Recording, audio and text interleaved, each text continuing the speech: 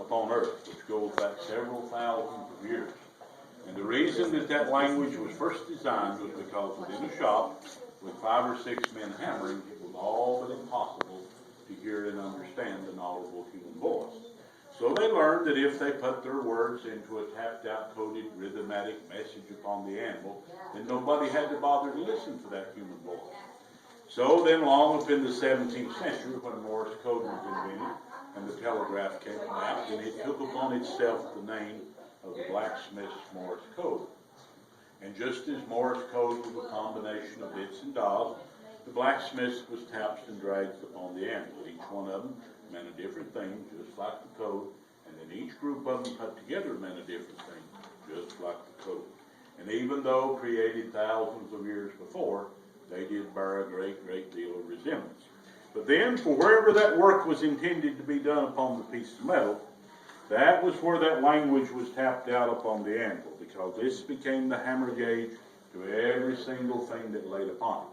Because this represented the back of the metal, quarter weight, half, 3/4, and the end. Finally, 1908, 1910, that was when the entire world woke up that day and realized that the anvil was no longer just a tool, and the anvil that day was adopted into the percussion musical instruments. And then you had the anvil choruses, which were made of up to 50 anvils, all keyed differently. Most of your major orchestras, your bands, your symphonies, all had an anvil. Played one, sounds a lot like wind chimes, bells, hammer dulcimer, xylophone, handbell. Matter of fact, the first handbell that was ever made was cut from pieces of an anvil. My left hand represents the master's hammer. My right hand represents his striker's hammer.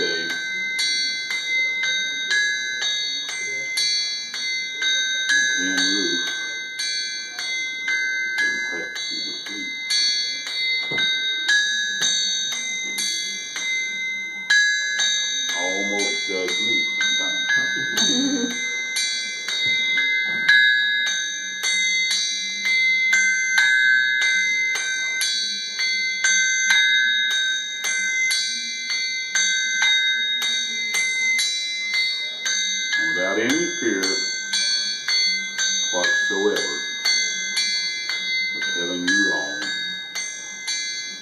I can honestly say, without a doubt, that this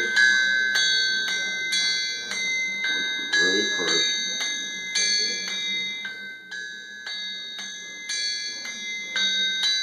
and original heavy metal music